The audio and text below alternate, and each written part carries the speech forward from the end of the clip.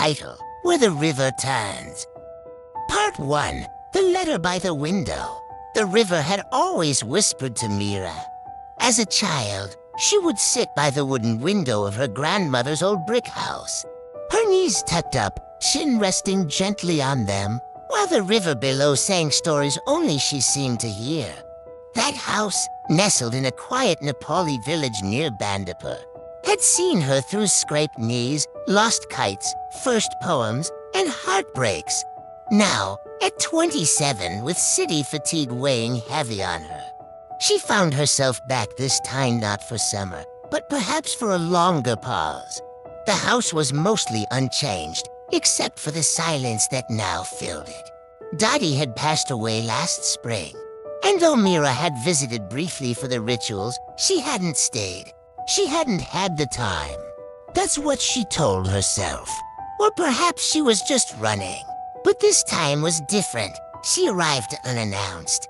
Just her, a leather journal, and a camera that hadn't clicked in months. No friends, no work deadlines, no social media noise. Only the hills, the rustling of bamboo leaves, and the river. On her second morning, she discovered a letter. It was tucked behind a photograph of her grandfather his younger days. Sitting cross-legged with a harmonium, looking up at the lens with a lopsided smile. Dottie had kept it framed by her bedside. The letter was addressed to Meera when you returned. She froze. The handwriting was Dottie's. Wobbly, beautiful, precise. She hadn't seen that script in over a year. Her hands trembled slightly as she unfolded the page. Greater than my Meera. If you're reading this, I'm gone, and the river has probably whispered you back home. I always knew it would. You and I, we belong here more than you ever admitted. There's something I never told you about your mother, about this house, and about the year you turned 7. I couldn't while I was alive, but now perhaps it's time you find out. Look behind the second shelf in the old kitchen.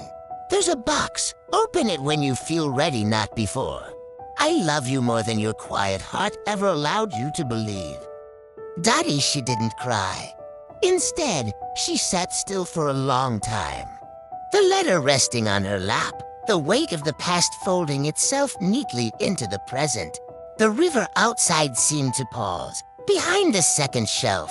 That shelf had once held copper pots and pickled mango jars.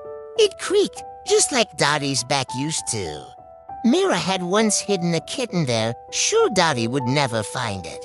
She took a breath, not today. She wasn't ready, but she would be. And when she was, the story, her real story, would begin.